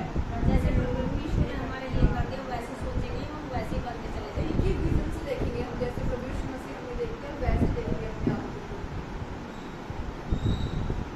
अगर स्पेसिफिकली बोला जाए, मोटे मोटे शब्दों में बोला जाए, खुद को ये जानना कि अब मैं पापी नहीं हूं, अब मैं पवित्र हूं। इस बात को जानना कि परमेश्वर ने मुझे यीशु के एक ही सैक्रिफाइस के थ्रू मुझे परफेक्ट बना दिया है, मुझमें कोई कमी नहीं है। परफेक्शन का मतलब क्या होता है? कोई कमी के बिना, कोई कमी नहीं है, काम पूरा कर दिया गया है, उस काम में छेड़छाड़ नहीं करनी है। एक काम जब परफेक्शन के साथ हो गया तो उसमें दोबारा छेड़छाड़ कोई करता है क्या? बोलता छेड़ना मत, ये पूरा कर दिया मैंने, प्लीज इसको खराब मत करना। हम बोलते हैं ना ऐसा, ये मैंने जैसा चाहता था मैंने वैसा कर दिया, इसको प्लीज इसको छेड़ना नहीं, इसको खराब नहीं करना। यीशु ने भी आपके लिए काम को पूरा पूरा कर दिया है, सिद्ध बना दिया है आपको। आप में कोई कमी नहीं है। कमी कहाँ है? एग्जैक्टली, हमारे जानने में और हमारे समझने में कमी है। हम जानते ही नहीं है कि हम कौन बना दिए गए हैं, हम जानते ही नहीं है कि मैं अब सिद्ध बना दिया गया हूँ, हम जानते ही नहीं है कि मुझे परमेश्वर ने धर्मी बना दिया, पवित्र बना दिया, योग्य बना दिया। मुझमें कोई कमी नहीं है, मैं ऑलरेडी हूँ परमेश्वर की ब्लेसिंग्स के लिए, परमेश्वर के साथ रिश्ता बनाने के लिए। आशीषें कहाँ है? कहीं से आने वाली है? हमारे आए कोई प्रार्थना करते आए कोई तो कुछ कर दो जल्दी से कुछ ठीक हो जाए, सब कुछ ठीक ठाक हो जाए, सब कुछ। ये मैं शुरू में करती थी जब मैं यीशु में आई थी ना, बहुत सारी गड़बड़ियों में थी, बहुत सारी परेशानियों में थी, भर भर के थी मेरी लाइफ में। तो लगता था हाँ ये कोई जल्दी से कर दे ठीक, कोई जल्दी से कर दे ठीक। लेकिन होली स्पिरिट जो मेरे अंदर दिया परमेश्वर ने, होली स्पिरिट ने मुझे धीरे धीरे धीरज के साथ पढ़ना सिखाया, और धीरे धीरे उन्होंने सब कुछ को संभाला, ठीक करते चले गए। आमेन। क्योंकि वो क्या चाहते थे? वो ये परमेश्वर ये आपसे अपनी आशीषों को दूर नहीं रखना चाहते। वो क्या चाहते हैं? आप जानो उनको, उनकी समझ रखो, आप उनको जानो। आप लोग चमत्कारों के पीछे आज की डेट में बहुत भागते हैं कि फटाफट फटाफट फटाफट कुछ, क्योंकि वो टाइम है ना आजकल का, इंस्टेंट नूडल, माइक्रोवेव में तैयार होने वाले पॉपकॉर्न 2 मिनट्स में तैयार होने वाले, है ना, वो टाइम आजकल वो चल रहा है ना। तो लोग क्या सोचते हैं, अरे मत ये क्या रोग बोलते रहते क्रूज के बारे में, अरे आओ सर पे हाथ रखो, खत्म करो जल्दी से, सब ठीक कर दो। परमेश्वर चाहते हैं मुझे जानो और मेरी समझ। परमेश्वर ये नहीं चाहते चमत्कार के पीछे भागो। परमेश्वर क्या चाहते हैं? आप 24/7 उनकी ब्लेसिंग्स में चलो, उनकी आशीषों में चलो। कभी चमत्कार की जरूरत ना पड़े। चमत्कार की जरूरत कब पड़ती है मालूम? जब कोई बहुत खराब हो जाता है, जब कोई बहुत गड़बड़ हो जाती है, जब कोई बहुत भयानक कुछ भी ऐसा बुरा हो जाता है, वहां चमत्कार चाहिए। जब आप उनकी समझ रखेंगे, उनको जानते होंगे, शायद ही कभी चमत्कार की जरूरत पड़ेगी। आप ब्लेसिंग्स में चलेंगे, उनकी हमेशा आशीषों में चलेंगे। समझ रहे हैं? तो जब आप उनकी समझ रखेंगे, उनको जानेंगे, तो हमेशा सही जीवन में चलेंगे। आमेन। तो यीशु खुद परमेश्वर इस दुनिया में आए। जो भी इस दुनिया में केओस था, जो भी इस दुनिया में अधूरा था, टूटा हुआ था, बिखरा हुआ था, जो भी अंधकार में हम सब पड़े हुए थे, और जो भी यहाँ लोगों के जिंदगियों में खालीपन था, वो यहाँ आए अपनी ज्योति हमारे अंदर डालने के लिए, ताकि हमें संपूर्ण बना दे, हमें सिद्ध बना दे। कुछ कमी घटी नहीं, कुछ टूटा नहीं, कुछ बिखरा नहीं, कुछ बिगड़ा ना हो हमारी जिंदगी में। इस समय भी आप जब यहाँ बैठे हुए हैं, परमेश्वर ने सब कुछ को आपके जीवन में ठीक कर दिया है। ये दुष्ट है जो आपको आकर झूठ बोल रहा है, ये प्रॉब्लम है, वो प्रॉब्लम है, ये गड़बड़ है, वो गड़बड़ है, ये ठीक नहीं है, वो ठीक नहीं है, ये खराब है, वो खराब है, क्योंकि वो इसी में एक्सपर्टी है।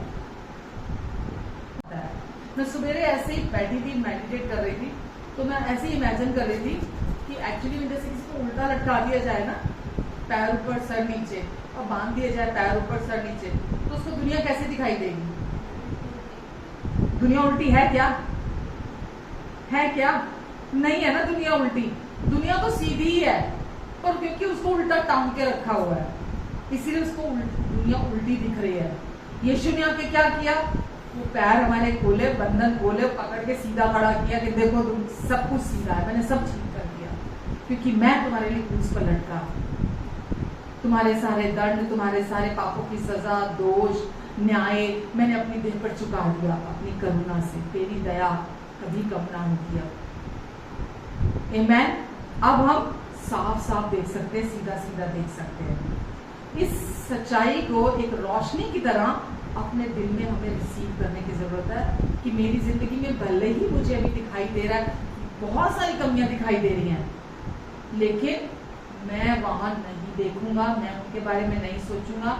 मैं केवल अपने यीशु की तरफ अपनी आंखें लगाऊंगी, अपनी आंखें लगाऊंगा, क्योंकि यीशु ने पहले ही सब कुछ को ठीक कर दिया। अपनी कोई भी एक प्रॉब्लम को याद करो जो आपका सबसे ज्यादा ध्यान ली हुई है, अपने आप से पूछो, क्या यीशु ने इसे क्रूस पर संभाल लिया? क्या यीशु ने इसे ठीक कर दिया? वो चाहे आपका हस्बैंड वाइफ का रिलेशनशिप हो सकता है, चाहे आपके अपने बच्चे हो सकते हैं, आपके जवान बच्चे हो सकते हैं, है ना, क्योंकि आजकल बहुत टेम्पटेशन है चारों तरफ, बड़ा प्रलोभन है। बच्चे बड़ी जल्दी प्रलोभन में आके गलत काम भी कर लेते हैं। तो गलत गलत जो भी गलत है, आप सोचिए क्या यीशु ने उसे क्रूस पर संभाला कि नहीं संभाला, ठीक कर दिया कि नहीं कर दिया। अगर आप इस अभी आपके माइंड में ये है कि अभी तक ये मतलब मेरी ये प्रॉब्लम को यीशु ने नहीं संभाला, हाँ मैं प्रार्थना करूंगा, मैं सही जीवन जीऊंगा, मैं सब कुछ को ठीक ठाक करूंगा, तो शायद यीशु सब कुछ ठीक कर देंगे। तो ये गलत विश्वास है। कभी कुछ ठीक नहीं होगा, कभी कुछ ठीक नहीं होगा अगर आपकी ये सोच है कि पहले मैं थोड़ा सही हो जाऊं, अरे मैं ढंग से चर्च तो आ जाऊं, पहले मैं चर्च ही नहीं आती तो परमेश्वर कैसे मेरे जीवन को ठीक करेंगे, परमेश्वर कैसे मुझे प्यार करेंगे। कोई कंडीशन अप्लाई नहीं है। मैं ये नहीं कह रही आपको चर्च नहीं आना, आप घर ही बैठ जाओ, मैं कल ही प्रचार करूंगी, कुर्सियां बिछा दूंगी, कुर्सियां सुनेंगे, आप घर बैठो, मैं ये कतई नहीं कह रही, ठीक है।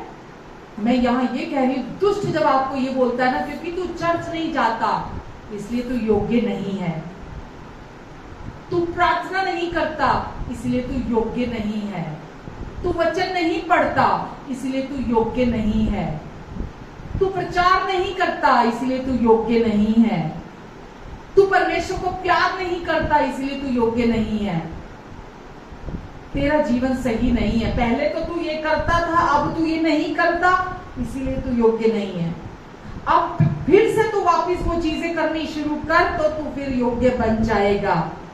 ये शैतान का झूठ है। परमेश्वर आपके पापा हैं, उनका दिल आपके लिए ही धड़कता है हर समय। वो आपको किसी कमी घटी में देखना नहीं चाहते। मैंने बोला ना, जो भी खालीपन था, जो भी केओस था, जो भी बुरा था, जब जहां हम पड़े हुए थे, परमेश्वर खुद इंसान के रूप में आए और हमें आकर उसमें से बाहर निकाल दिया। वरना वो अगर हमें प्यार नहीं करते पढ़ा नहीं देते ना हमको वहां पर। अगर हम वैल्यूएबल नहीं होते, अगर हम इम्पोर्टेंट नहीं होते तो हमको वहीं सड़ने देते, वहीं हमें पड़े रहने देते। पर उन्होंने वहां सड़ने नहीं दिया, वहां पड़े नहीं रहने दिया, उन्होंने हमें वहां से आकर बाहर निकाला और निकाल दिया। धीरे धीरे करके नहीं निकाल रहे, आपको धीरे धीरे करके माफ नहीं कर रहे, आपको धीरे धीरे करके वो शुद्ध नहीं कर रहे, आपको धीरे धीरे करके वो आपके जीवन में बदलाव नहीं लेकर, वो आपको सब कुछ कर चुके हैं। आपके मन के नवीनीकरण से आप बदलाव को देखेंगे। केवल आपको सुनना है कि परमेश्वर ने आपको क्या बना दिया है। आमेन। पवित्र आत्मा हमें क्यों दिया गया? पवित्र आत्मा हमारे अंदर दिया गया ताकि हर समय हमें अनुग्रह की सच्चाई के प्रति सचेत करे, अवेयर करे कि क्या कुछ हमारे लिए पूरा हो चुका है, क्या कुछ, क्या सब कुछ पूरा कर दिया गया है। तो हमको पवित्र आत्मा की उस धीमी आवाज को सुनने की आदत डालनी हुई, क्योंकि वो आवाज कभी भी दोष नहीं लगाती, वो आवाज कभी भी आपको बेचैन नहीं करती, व्याकुल नहीं करती, डराती नहीं है आपको, आपकी शांति खराब नहीं करती, आप पर दोष नहीं लगाती। वो आवाज हमेशा आपको यही कहेगी कि आपने सब कुछ ठीक है। आपने कितनी भी गलती क्यों ना की हो, इंसान माफ ना करे, आपका मन आपको माफ ना करे, वही तो ट्रेनिंग हो रही है ना यहाँ पे, कि आपका मन आपकी सुनना शुरू कर दे, आपको समझ में आ जाए कि यीशु ने आपके लिए सब कुछ को पूरा कर दिया। आमेन। यीशु ने क्या कहा वचन में? मेरा अनुग्रह तेरे लिए बहुत है। इसीलिए जितना हम अनुग्रह को सुनेंगे उतना हम अनुग्रह के अधीन आएंगे। जितना आप अनुग्रह को सुनोगे उतना आप अनुग्रह के अधीन आओगे। अनुग्रह क्या है? परमेश्वर की कृपा, उनका प्यार। आप जितना सुनते चले जाओगे आप उसके अधीन आते चले जाओगे, उसके अंडर आते चले जाओगे। आमेन। जितना आप अनुग्रह क्या है? यीशु, और यीशु ने जो काम पूरा कर दिया क्रूस पर, वो परमेश्वर का अनुग्रह है, राइट। जितना आप उसको सुनोगे, सुनकर बदलाव नहीं आएगा। कैसे आएगा? एग्रीमेंट में आने से, उसको कॉम्प्रीहेंड करने से। जब तक आप समझोगे नहीं उसको, सुनने से बदलाव किसी की जिंदगी में नहीं आता। सुनते तो क्रिटिक्स भी हैं, जो एंटी क्राइस्ट हैं, जो लोग क्रिटिक्स हैं, सुनते तो वो भी हैं वचन। यूट्यूब में जा जाके बहुत वचन सुनते हैं। सुनने से किसी में बदलाव आता है क्या? कैसे आता है? समझने से। जब तक उसको आप कॉम्प्रिहेंड नहीं करते हैं, आप उसको समझते नहीं है। मैं यहाँ जितना मर्जी बोल दूं, यहीं से चला जाएगा, लेकिन समझ जब आएगा आपको तो बदलाव आएगा। इसीलिए केवल सुनना नहीं है, समझना है। परमेश्वर आपसे क्या कह रहे हैं, सुन रहे हैं? और जितना आप समझेंगे ना, उतना आप अनुग्रह के अधीन आएंगे। परमेश्वर का वचन कहता है वो दीनों पर और भी अनुग्रह करता। दीन कौन है?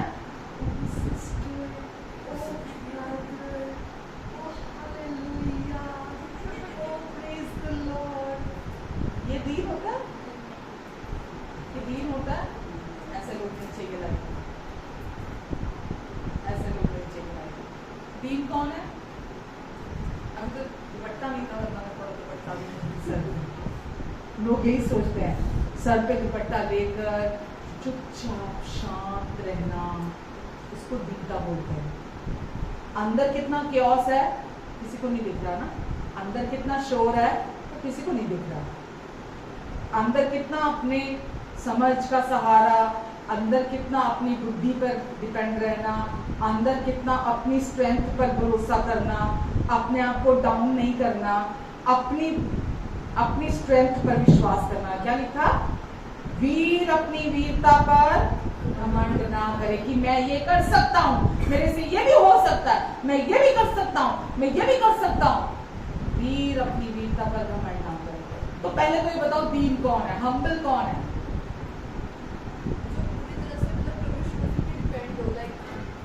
और जो सुन के समझ के एक्सेप्ट जो परमेश्वर का वचन कहता है, जो भी आप सुन रहे हैं, राइट, पिछले जो भी आधा घंटा जो भी हुआ, जो आप सुन रहे हैं, जो सुनकर राजी होता है, एग्रीमेंट में आता है। अगर परमेश्वर जो भी अभी आपने वचन में सुना, जो मान जाता है वो दीन है, जो मानता नहीं है वो घमंडी है। दीनता की परिभाषा समझ में आई? आपने मुझे कभी ऐसे नहीं देखा होगा।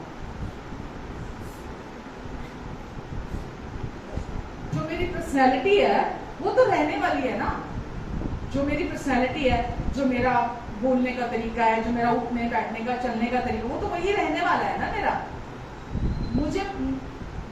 मुझमें फर्क क्या चीज लेकर आएगी कि मैं परमेश्वर के साथ कितना राजी होती हूँ। जितना मैं उनके साथ राजी होंगी, उतना मैं उनके ग्रेस के अंडर में, उनके अनुग्रह के अंडर में, अधीनता में आऊंगी। तो दीन कौन है? वो जो कम बोलता है, जो गुस्सा नहीं करता, जो चुपचाप रहता है, वो दीन है। हम सब सीख रहे हैं, हम सब बढ़ रहे हैं। मैं ये नहीं कह रही चीखो चिल्लाओ, है ना, बदतमीजियां करो, मैं ये बिल्कुल नहीं कह रही। मैनरिज्म होने चाहिए, कहाँ बोलना है, कितना बोलना है, कब बोलना है, कब चुप रहना है। बाइबल भी कहती है चुप रहने का भी समय है, बोलने का भी समय। तो मैनरिज्म को मैं मानती हूँ और मैं उसको फॉलो करती हूँ, राइट। आपको भी करना है। एक सभ्य समाज में हम रहते हैं तो सभ्य तरीका भी होना चाहिए रहने का। लेकिन दीनता का क्या मतलब है? परमेश्वर के साथ अंदर से राजी होना, अंदर से ऐंठना नहीं, अपने ऊपर भरोसा नहीं करना, अपनी स्ट्रेंथ पर, अपनी बुद्धि पर, अपनी वीरता पर घमंड नहीं करना। जो परमेश्वर कहते हैं सुनकर मान जाना। हाँ, परमेश्वर आप कहते हैं कि आप मुझे प्यार करते हैं, मैं मानती हूँ, मैं राजी होती हूँ। आपका वचन कहता है कि आपने मुझे 100% पवित्र बना दिया है, मैं मानती हूँ, मैं राजी होती हूँ, मैं यही विश्वास करती हूँ। आपका वचन कहता है कि आपने मुझे सिद्ध बनाया है, आपने मुझे योग्य बना दिया आपके प्यार के, आपके साथ रिलेशनशिप के लिए, आपकी सारी ब्लेसिंग्स के लिए, मुझे सक्सेस के लिए, सब कुछ के लिए आपने मुझे योग्य बना दिया है। मैं मानती हूँ, मैं राजी होती हूँ इसके साथ। इसको बोलते हैं इसको बोलते हैं ह्यूमिलिटी, इसको बोलते हैं हम्बल। अब आपको पता है कितना राजी होते हो आप। इफ्स एंड बट्स नहीं होते उसमें, किंतु परंतु। हाँ परमेश्वर प्यार तो करते हैं, लेकिन फिर ऐसा क्यों किया? हाँ परमेश्वर अच्छे तो है, लेकिन इतने भी अच्छे नहीं है। ये क्या है? खुद पर मैं ज्यादा जानता हूँ, मुझे ज्यादा समझ है। आप कितना जानते हैं, आपको कितनी समझ है, वो आपके जीवन को ऊंचा नहीं उठाएगा। आप परमेश्वर को कितना जानते हैं, कितना समझते हैं, मैं आपको 100% गारंटी देती हूँ, परमेश्वर देखना आपको कैसे ऊंचा उठाएगा। गारंटी। आज तक कोई इंसान ऐसा नहीं है जिसने परमेश्वर को जानने की इच्छा रखी हो और जिसने जो परमेश्वर की समझ रखता हो, वो जहां से आया था वहीं पड़ा रहा हो। नहीं हो सकता, नहीं हो सकता। जो नहीं जानते, नहीं समझते, उनका जीवन वैसा ही बना रहता है। इसमें परमेश्वर का दोष नहीं है। समझ रहे हैं आप? आमेन, हालेलुया।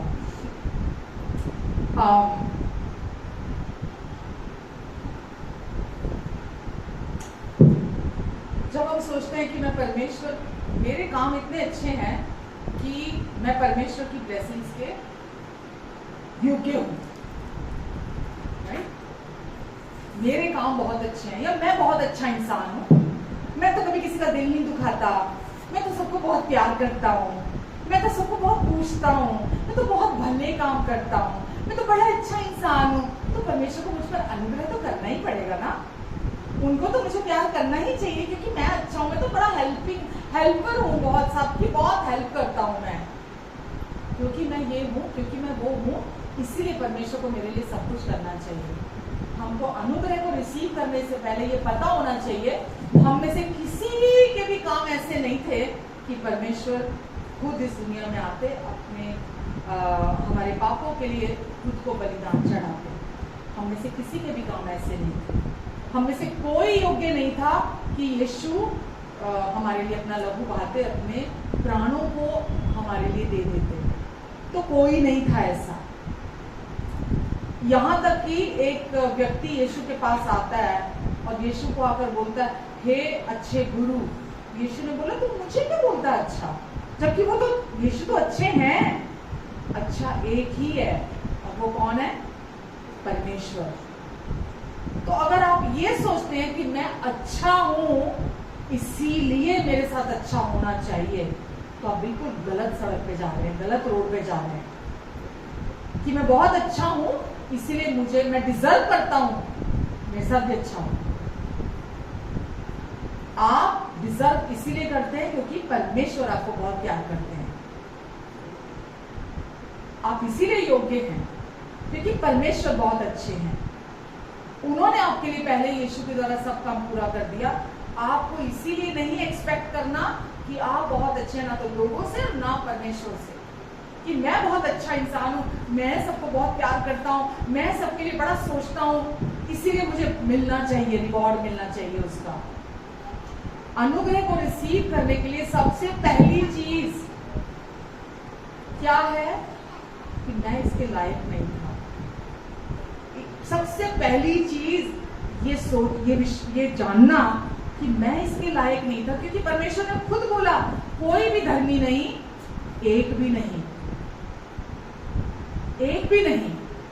इसीलिए उन्होंने यीशु को भेजने का निर्णय लिया, क्योंकि एक भी नहीं। तो हम में से कोई भी ऐसा नहीं था कि हमारे काम इतने अच्छे हो गए कि हम स्वर्ग पहुंच जाएं। हमारे काम इतने सारे हो गए, अच्छे हो गए कि परमेश्वर का अनुग्रह हम रिसीव कर लें। हम में से किसी का भी नहीं। समझ रहे हैं ना? क्लियर समझ रहे हैं ना? तो सबसे पहले ये समझना चाहिए कि सच में मैं इसके लायक नहीं था, क्योंकि मेरे काम अच्छे नहीं थे। ये परमेश्वर ने अपनी करुणा से किया। अभी हमने पढ़ा था ना, परमेश्वर किन से प्रसन्न होते हैं? जो परमेश्वर की करुणा पर विश्वास करते हैं, जान जाते हैं, समझ जाते हैं कि वो प्रेमी और करुणामयी परमेश्वर है। उन्होंने मुझे यीशु के लहू के द्वारा बचाया, अनुग्रह से बचाया। अनुग्रह से संभाल रहे हैं और अनुग्रह ही मुझे अनंत तक लेकर जाएगा। इसमें आपका और मेरा कोई एफर्ट शामिल नहीं है। इसके अंदर 100% परमेश्वर का काम है। दुष्ट हमेशा हमें कहता है तू कितना अच्छा है, तू कितना सोचता है सबके बारे में, तू कितना भला इंसान है, कोई तुझे प्यार नहीं करता, कोई तुझे नहीं समझता, सारी दुनिया खराब है, सारे लोग बुरे हैं, तेरे अपने भी बुरे हैं, तू कितना प्यार करता है उनको, तू कितना उनके लिए सोचता है, तेरे अपने ही तेरे बारे में नहीं सोचते। दुष्ट का काम क्या है? हर समय दोष लगाना, आपको ऐसा मतलब पीड़ित हर समय ऐसा सोचवाना कि तू बेचारा है, तू बेचारा, बस मैं ही हूं जो तेरा सगा हूं, कोई दुनिया में तेरा सगा नहीं है। समझ रहे हैं आप? केवल परमेश्वर अच्छे हैं और उन्होंने आपको यीशु मसीह में अच्छा बना दिया है, इसीलिए आप 100% आज अच्छे हैं, बिना कर्मों के, बिना एफर्ट्स के आप अच्छे हैं। समझ रहे हैं? तो किसको महिमा जाती है? परमेश्वर को महिमा जाती है। आप में कोई कमी नहीं है और आप 100% अच्छे हैं। जैसा आपको होना चाहिए आप बिल्कुल वैसे हैं। इसलिए अच्छे नहीं है क्योंकि आप अच्छे काम करते हैं। आमेन, हालेलुया। आगे बढ़ो के खत्म करती हूँ, नेक्स्ट वीक करते हैं, अभी और भी टाइम चाहिए। तो कुछ सीखा आज, समझ में आया या केवल सुना? समझ आया? बहुत धीरे धीरे चली हूं मैं कि आपको समझ आना जरूरी है। परमेश्वर का अनुग्रह बहुत है आज आपके लिए। अनुग्रह पर अनुग्रह, अनुग्रह पर अनुग्रह, अनुग्रह पर अनुग्रह। अनुग्रह पर विश्वास करना ही आज हमारा जीवन है। अनुग्रह अकेला कुछ नहीं कर सकता, अनुग्रह पर विश्वास करना ही आज आपका जीवन है। कुछ करना बाकी है? कोई काम छोटा बड़ा? अभी जो प्रॉब्लम के साथ आए थे, कहाँ गई वो?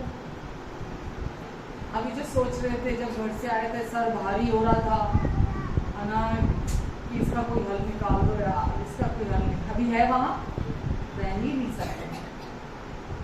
दुष्ट का काम है बोझ देना, यीशु का काम है बोझ हटाना। जब आप राजी होते हैं, यीशु आपका सारा बोझ ले लेते हैं। जब तक राजी नहीं होते, ढोते रहो बोझ, ढोते रहो बोझ। तो कहानी दोबारा सुना दो, सुना दो, याद आ गई?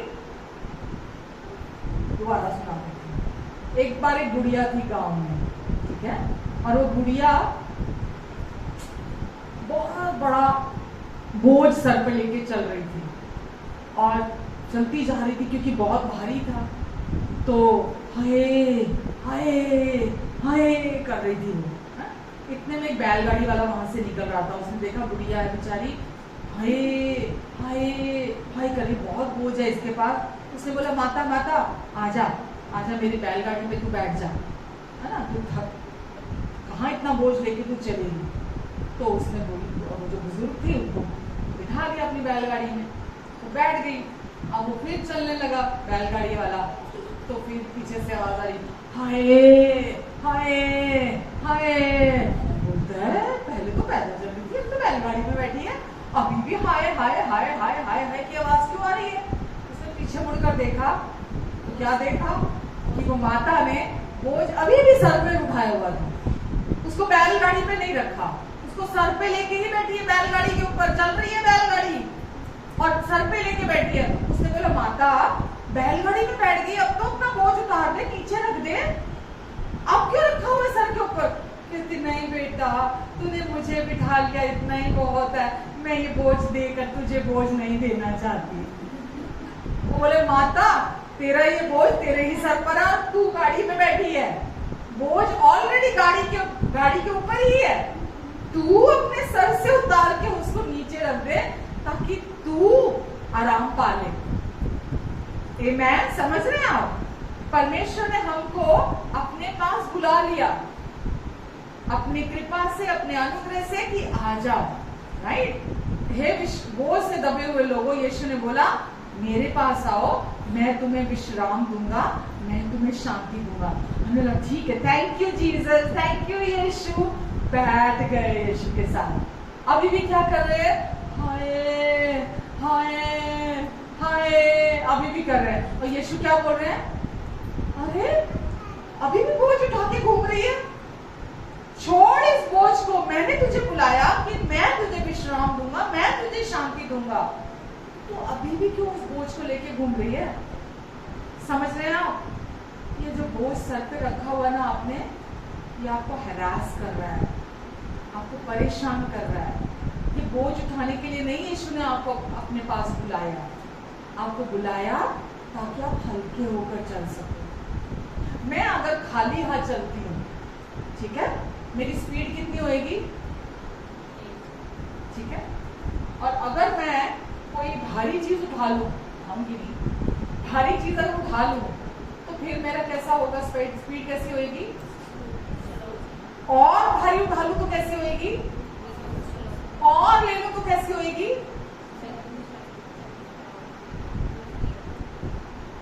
चला भी नहीं जाएगा। तो वो क्या साइन है उस चीज का? यहाँ बहुत सारा बोझ रखा हुआ है। हमको केवल क्या करना है? जो परमेश्वर हमें कह रहे हैं सुनना ही नहीं है, एग्रीमेंट में आना है, राजी होना है उसके साथ। हाँ परमेश्वर, आप अच्छे पापा हैं हमारे लिए, और आपने मेरा सारा बोझ ले लिया है। आप मुझे बहुत प्यार करते हैं, आपको राजी होना उनसे चलने के साथ। आमेन, हालेलुया। अभी देने को तैयार है बोझ जो सोड़ा मोड़ा रखा हुआ है?